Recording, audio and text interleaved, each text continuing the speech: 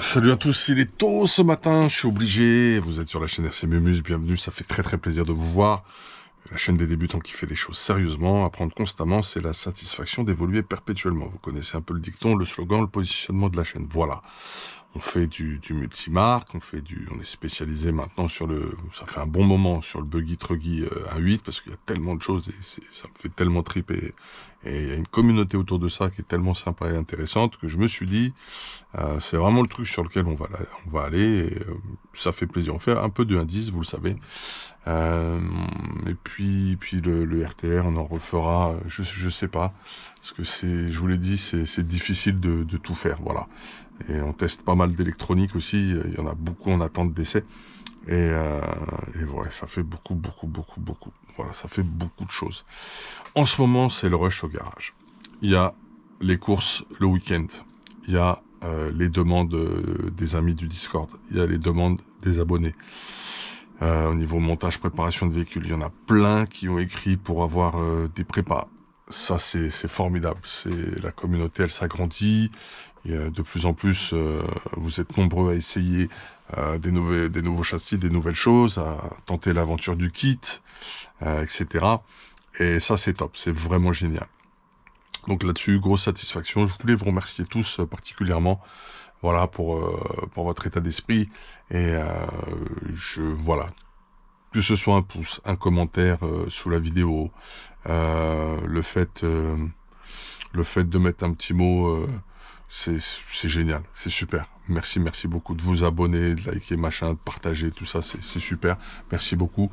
Pour ceux qui soutiennent d'une autre façon, merci beaucoup également, c'est top. Parce que voilà, la chaîne ne peut pas exister sans vous. Hein, c'est c'est un système collaboratif en fait. Mais ça c'est top. Ça fait vraiment super plaisir. Ce que je voulais vous dire d'autre aussi, c'est que maintenant on a des demandes de pilotes de haut niveau, carrément, pour préparer les véhicules et autres. Et là, ça met la pression. Déjà, tu reçois un kit, faut le faire pour un abo, pour un ami du Discord ou autre, un ami de la chaîne ou de la communauté RC. Tout de suite, tu te mets la pression. Je fais plus attention à ce que je fais pour vous que pour moi-même. Ça, c'est normal. C'est la première chose. La deuxième chose, c'est que là, on est monté d'un cran, on a reçu full matos, et on va se faire ensemble un unboxing. Et oui, c'est là que je voulais en venir, vous le savez ou pas, je ne sais pas, voilà. Je voulais en venir là depuis tout à l'heure, tout ça pour ça.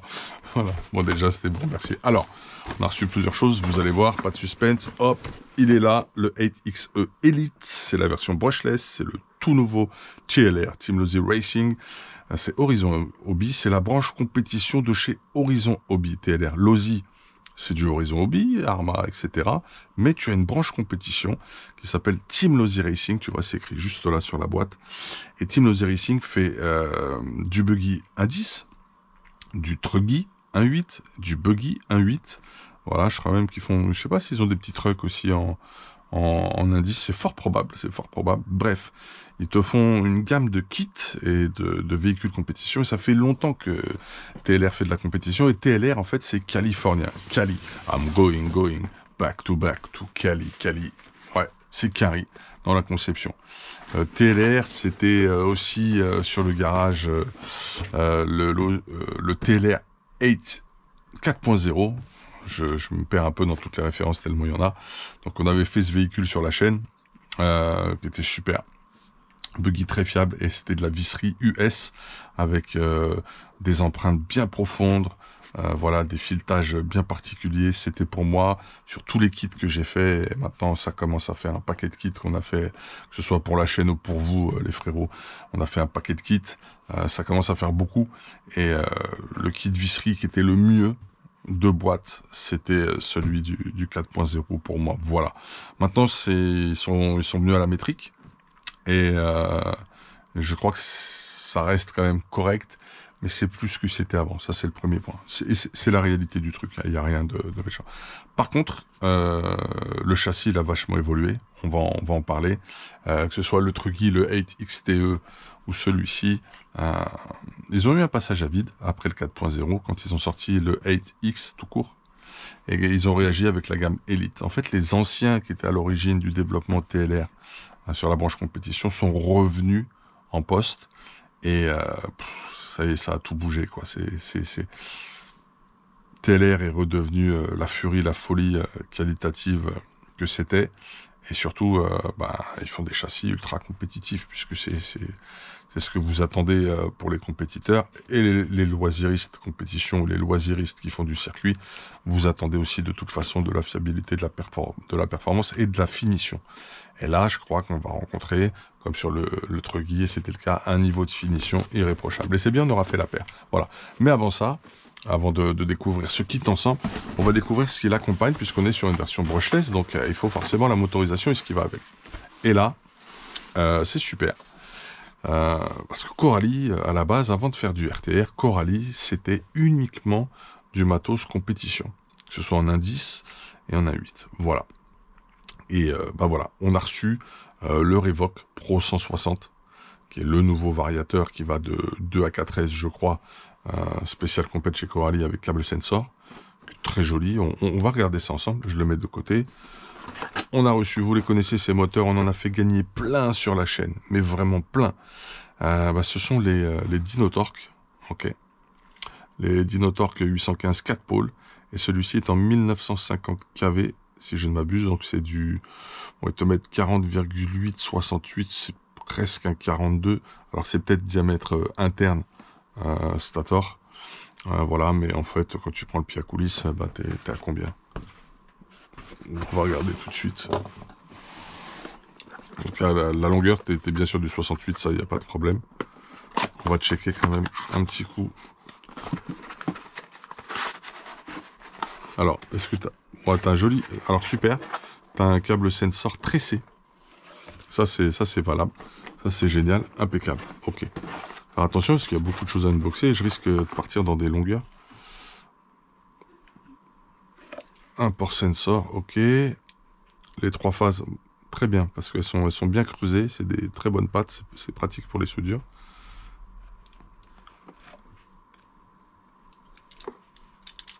Tu vois, si je prends là avec les ailettes, donc tu vois, je suis déjà à 41, 42, 43. Ici, je reviens à 41. C'est vraiment en interne, quoi. En tout cas, en encombrement, ensuite, tu peux le considérer sur ton châssis en 42,68 de ce fait. Voilà. Ça aimante pas mal avec une certaine souplesse. Donc là, on est en, je te l'ai pas dit, ou je répète, en 1950 kV. Ok? C'est pas mal. C'est un bon compromis. Donc ça, c'est ce qui va équiper notre châssis. Donc, petit moteur compétition. Ok.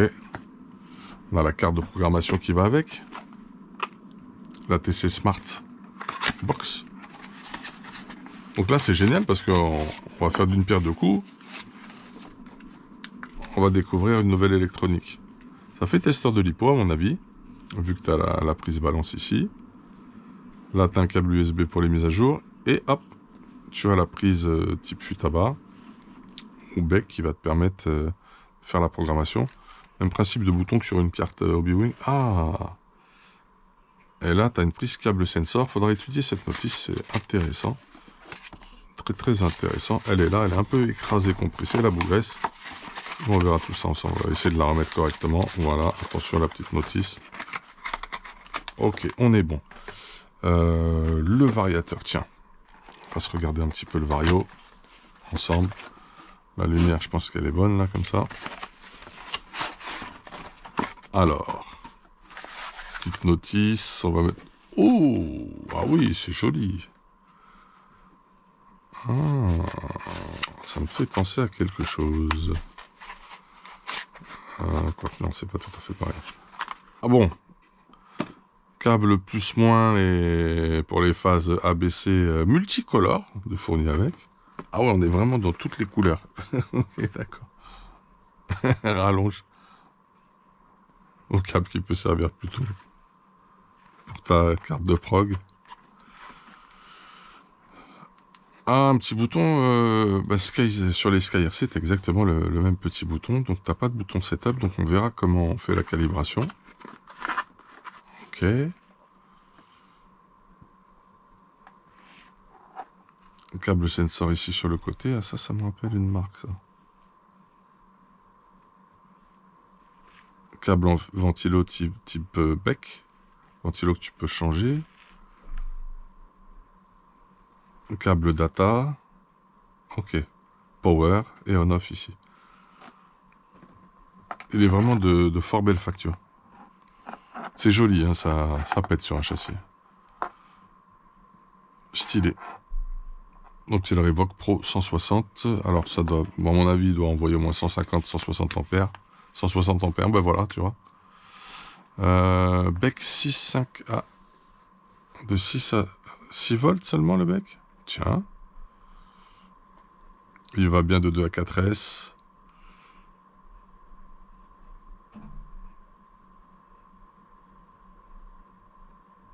Ok, on peut aller jusqu'à 2200 kV max apparemment, moteur limits, de 2 à 4 pôles.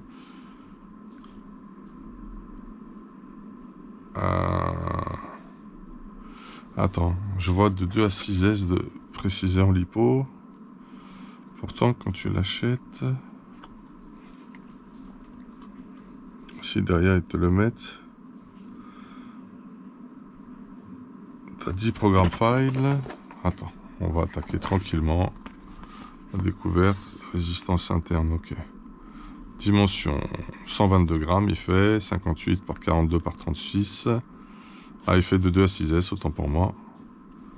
On sait qu'il a l'équivalent d'un XR8 Plus chez Hobby-Wing de ce fait et d'un P1 150 ampères chez Performa et d'un RX8 Orion et d'un Maclan dans le positionnement, d'un M-Max 8R. Je peux l'utiliser en off-road et en on-road, ok. Te mettre la calibration.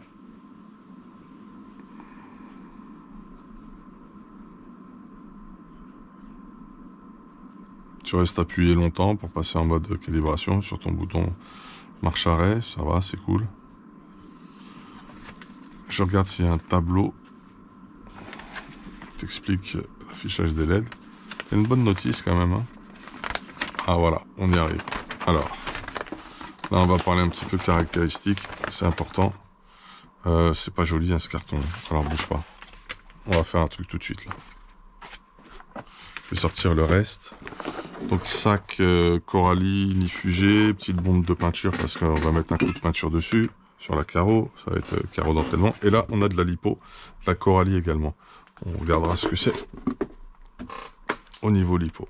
Voilà, donc celui-là, il nous gêne un peu. Il va partir à côté. On se fait un petit peu de place les gars. On part comme ça dans le fond. Allez hop, par là-bas. Voilà. Hop là. On va se poser les petites lipos qui vont bien. On va se les placer là, tiens. Donc là, il y a du boulot, hein, parce que ça, il faudra le préparer vite, ce châssis. Je vais pas pouvoir faire une série. Je crois que je vais faire un live qui va durer toute la journée, exceptionnellement. Donc, ce qu'on voulait voir avec ce Vario, c'était certaines caractéristiques. Donc ouais, en fait, il fait de 2 à 6S, autant pour moi. En 6S, apparemment, il ne faudra pas dépasser 2200 kV, inférieur ou égal. Et de 2 à 4, inférieur ou égal à 3000. Waouh, c'est ouf. Hein. C'est le bec. Le bec, par rapport au cerveau d'aujourd'hui, je suis étonné qu'il soit entre... Ouais, il n'y a un seul bec, un seul voltage, 6 volts. Donc toutes les performances qu'on a à 7.4, 8.4 sur les cerveaux de direction d'aujourd'hui, on ne pourra pas. Ok, donc tu peux inverser le sens de rotation, super. Tu as le mode classique, marche avant, frein, marche arrière, et carrément marche avant, marche arrière. On a des coupures thermiques ESC et moteur réglables de 85 à 125 degrés en passant par 105. D'accord. On peut incrémenter de 1% par 1% la marche arrière entre 25 et 100%, ça c'est bien. Cut-off ok. Il y a un automatique cutoff à 3,2, c'est trop bas. Et sinon, tu peux incrémenter de 0,1 volt ton cutoff en allant de 6 à 25 si jamais tu es en 6. Et ça, c'est vachement bien. Super fin. La programmation du cutoff, c'est génial. Tu as une courbe d'entrée de gaz que tu peux garder linéaire ou customiser. Ça, c'est vachement bien. Tu as un punch rate que tu peux switcher de 1% à 99% en incrémentant de 1%. C'est vachement bien détaillé, j'aime beaucoup. Tu as un first stage punch rate, d'accord, de 1 à 30.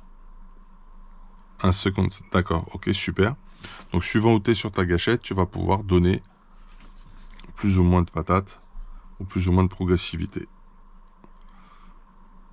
Super. Tu as le point mort de tes gaz que tu peux régler en millisecondes. Tu as le même principe sur ta courbe de gaz. C'est bien foutu. Il n'y en a pas une tonne, mais c'est bien foutu les paramètres. Alors, courbe de gaz, c'est pareil, linéaire ou customisé. Enfin, courbe de frein, pardon. On vient de parler des gaz. Drag brake du frein moteur, tu peux en régler. La force de freinage, tu peux la régler. L'initial brake égale drag brake. Ok. Tu peux le toucher aussi.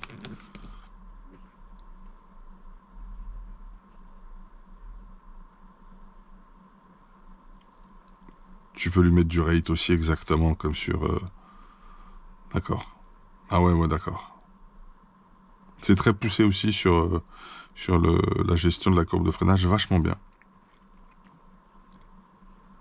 Et les turbos, on a du turbo timing jusqu'à 15 degrés, qu'on peut incrémenter de 1 degré en 1 degré. Donc c'est un décalage de phase pour gagner des RPM. Turbo activation méthode.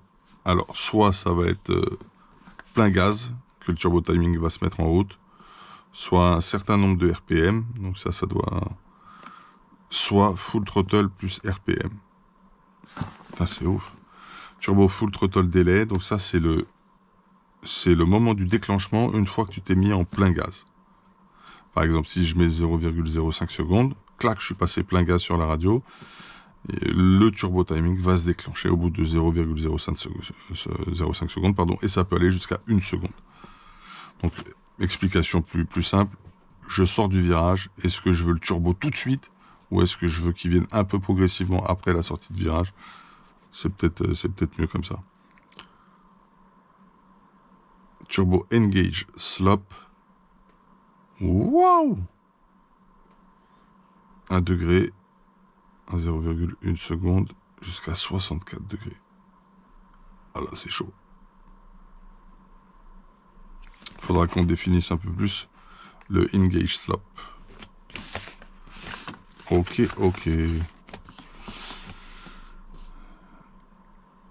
Alors, il y a un preset apparemment, donc de base, il y a déjà un preset qui est fait de base. Dans le preset, il n'y a pas de turbo timing, il y a du turbo engage slop à 15 degrés. Le turbo se déclenchera à 20 000 RPM, ils l'ont mis comme ça.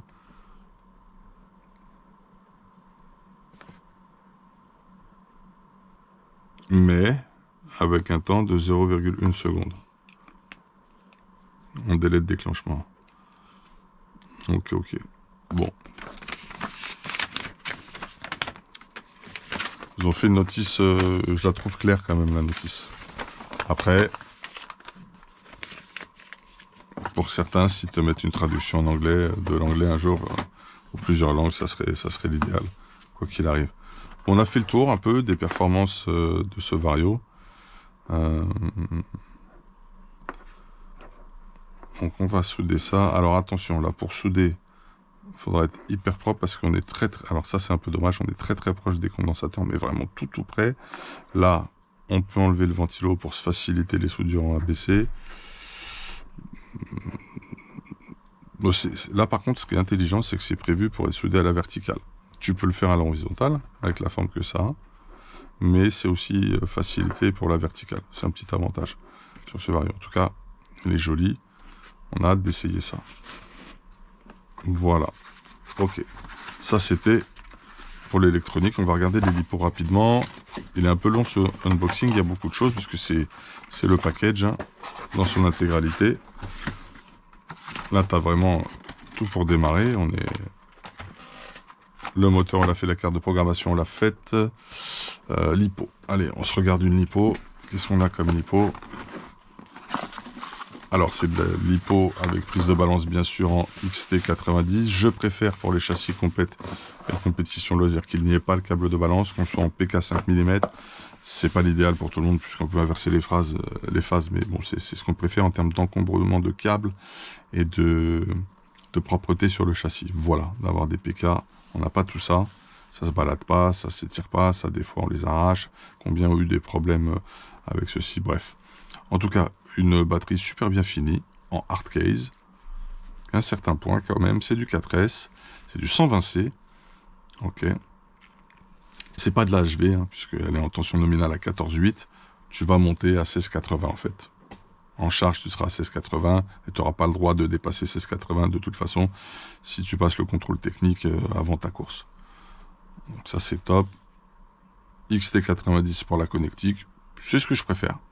Quitte à ne pas avoir de PK, moi les connectiques que je préfère c'est les XT90. On lui fera donc, on fera sur le Vario une XT90 donc mâle, puisque là on est en femelle, ok. Mais très joli accu et surtout capacité, hein, 6750 mAh. C'est parfait pour les manches de 10 minutes en compétition à 120C. Hein, on est presque à 7000. C'est très très bien, sans être en HV. D'où le poids quand même. Là, je sais pas à combien on est au niveau du poids. Est-ce que je vais être suffisamment plat sur ça? Notre petite balance WS Line que l'on aime bien. Je suis à 600. On peut aller plus loin. Je voulais voir si on est pile à 600 grammes, quoi. Ah ouais, c'est pas négligeable. 600 grammes versus une Redline qui est en 6000 ampères tout court. C'est un blocos, hein. C'est un blocos. Mais bon, bien fini, sympathique et en tout cas les performances sur le papier, elles sont écrites. Il y a une spéculation sur plein de constructeurs au niveau du nombre de C. Ce sera intéressant un jour de voir comment mesurer les C concrètement et le faire sur les différentes marques, ça serait super pour vous. Bon, on a vu la partie accu, ma foi, c'est pas mal du tout quand même. Ça va faire le taf et je pense que ça va bien le faire. Ok, super. On va attaquer le kit. On va attaquer un petit peu le premier contact avec ce Team Losi Racing 8X E Elite. Et c'est parti. Unboxing, on continue. Pas que j'oublie la petite bombe de peinture. Une notice TLR, un vrai livre. Là c'est en relief, c'est assez joli, c'est agréable avec ce noir mat très tendance.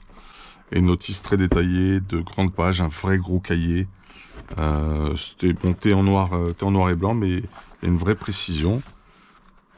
Tu le vois, c'est quand même extrêmement précis. Et surtout, normalement, chez TLR, tu as du setup sheet à la fin.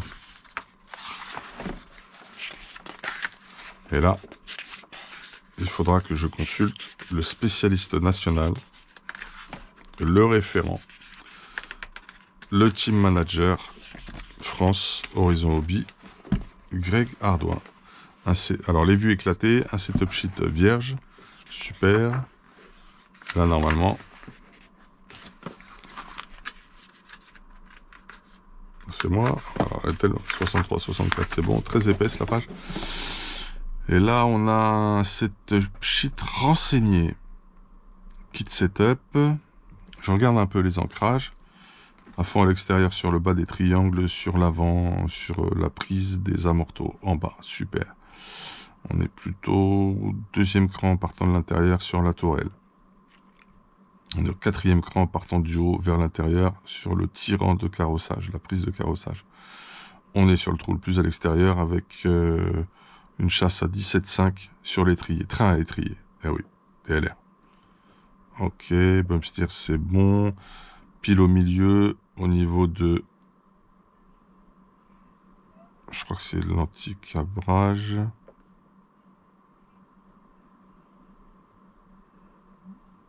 Anti-squat, anti-plongée, milieu, tout. D'accord, ok. Ce soit l'anti-squat ou l'anti-plongée, on est à fond au milieu. On est à fond à l'extérieur sur la prise D, sur le train arrière. Pour le carrossage, on est au 3e point, d'accord. Amorto extrême à fond. Oh, alors chez TLR, il y a un réglage différent.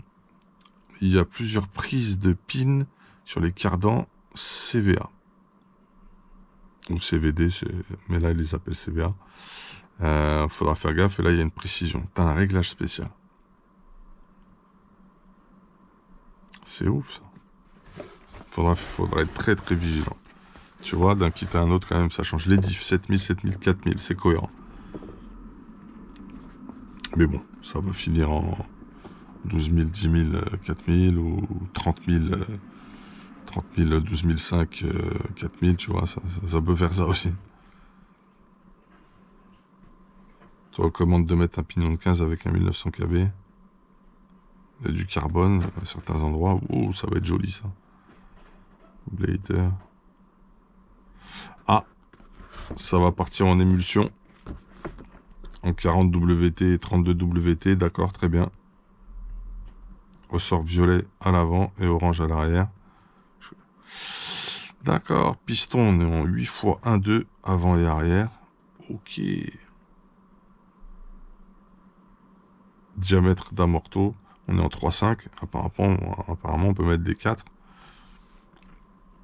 Donc ça change le passage. Hein. Dans l'huile, hein, forcément, tu occupes un volume différent. Surtout sur les émissions. Puis, bon, tu me diras avec les membranes aussi. Hein. Mais, ok, super intéressant. Très intéressant. C'est pas mal. Bon, c'est des tueurs. Planche de stickers, on a en blanc. Il y en a souvent plusieurs chez TLR. Là-dessus, ils sont pas... voilà, mes préférés, c'est les jaunes fluo. Ils sont super. Vraiment super bien. Donc, gros unboxing. Alors, ouais, les tourelles sont super belles. Noires. Anodisées, finition silver. Toutes les autres pièges sont en anodisation dure.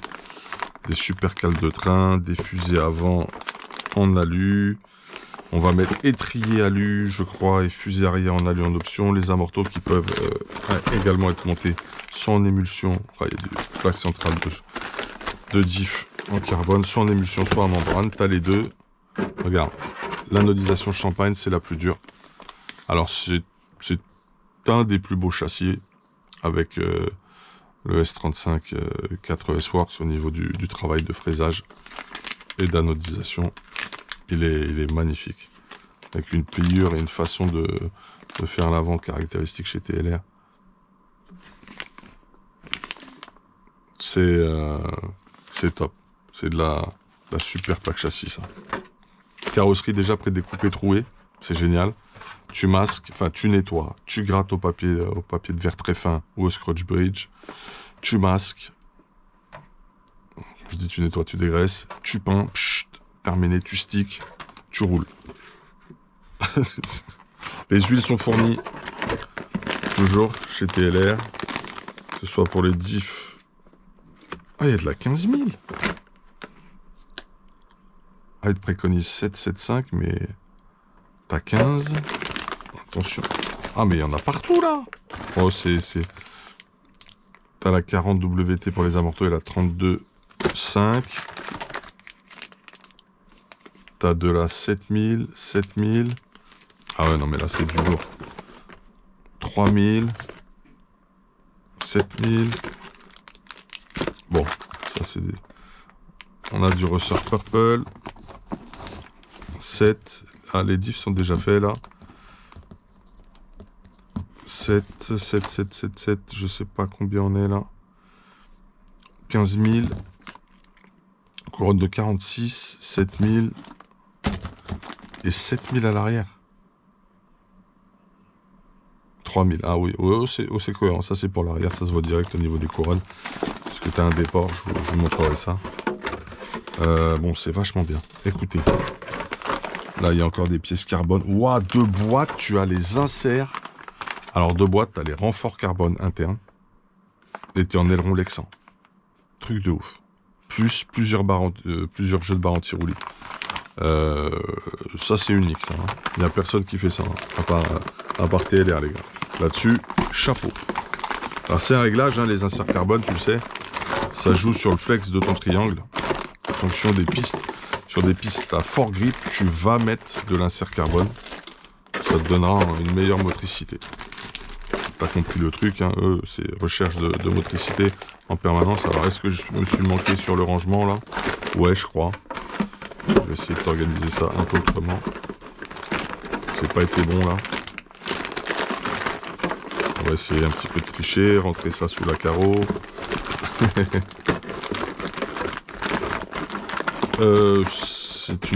C'est vachement bien livré, en fait, TLR, les gars. Quand même. Faut le dire. Ok, donc là on a reçu vraiment du très très lourd. Je te montre un petit peu quand même la boîte chez eux, comment c'est fait. Ah ouais d'accord, donc ouais, platine de train avant alu. T'as du cardan CVD et homocinétique. T'as tous les renforts de triangle inclus. Aileron Lexan, tout ça c'est des options. Hein. Rondelle alu. Platine de diff central. Haut en carbone. Tu veux me dire qu'il te donne aussi les axes en 3,5 ou en 4, mais c'est complètement ouf. Ce qui est fort aussi chez TLR, c'est les seuls à le faire, je crois, c'est que la notice, elle est traduite en 4 langues. Donc anglais, américain, allemand, français, italien. Tu vois 70-75, aluminium en 3 mm, géométrie de suspension améliorée. Prêt pour les courses niveau professionnel, bras de suspension, sangle ajouté entre les languettes de fixation intérieure pour assurer l'ajustement des axes de charnière. Moule amélioré pour augmenter la robustesse. Les bras de suspension ont été conçus pour accepter des plaques de raidisseur permettant au pilote de régler la flexibilité de la suspension, on l'a dit. Le modèle Elite comprend des plaques moulées et des plaques en carbone, et ça c'est rare. Je comprends pourquoi ils l'ont appelé Elite, le truc. Hein. Franchement, ils ont vraiment frappé fort là-dessus. Là, il faut le reconnaître. Très concrètement, bravo. Super, c'est incroyablement livré. Sac de lipo inifugé, je te rappelle que quand tu charges tes lipos dans les stands, je vais la refaire, quand tu charges tes lipos dans les stands, tu es obligé de mettre un sac comme ça. On a un Sanois RX 472 en récepteur, super, nous Sanois on kiffe. Le cerveau, ce sera un Savox tout alu brushless, un CB 2292 SG, ça c'est de l'AF, il est très très joli. High voltage, mais bon... On sera en 6 volts au niveau du bec, hein. On n'ira pas très loin. Ah, il y a des notices, carte de prog. On va installer une puce Smilapse. Ok. On a tout ce qu'il faut au niveau des notices, génial. Oh voilà, direct. Option, fusée arrière en alu, elles sont magnifiques. Couleur champagne, super anodisation. Avec tous les inserts qui vont bien. Génial. Ça, c'est top ici, mon pote. Parce qu'il y a un réglage, bien sûr, là-dessus. Étrier en 20 degrés de chasse. Ça c'est... Là t'as un billet en option là déjà, là, tout de suite là. Des petites épingles en plus. Ok, on a tout vu. Le cerveau je te le montre quand même concrètement.